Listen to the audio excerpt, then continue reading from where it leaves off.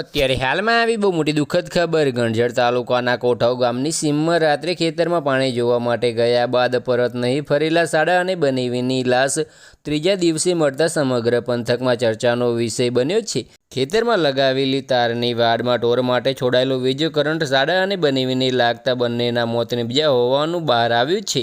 આ અંગની વિગત એવી છે કે ખેડા જિલ્લાના મહુધા તાલુકાના અનેલા ગામના મૂળ રહીશ પરંતુ હાલ કોઠાવા ગામમાં રહેતી નાથીબેન વસાવાએ વિજય પટેલ ઉંમર 35 સાથે લગ્ન કર્યા હતા। ધૂળેટીના દિવસે રાત્રે વિજય પટેલ તેમજ વેરામ ગામે રહેતા સાડા ચંદ્રકાંત સુરેશભાઈ વસાવા ઉંમર 24 બંને ઘરેથી ખેતરે ઘઉંમાં પાણી ચાલુ છે તે જોવા જઈએ છીએ અને તમે જમવાનું બનાવીને રાખો તેમ નાથીને કહીને નીકળ્યા હતા।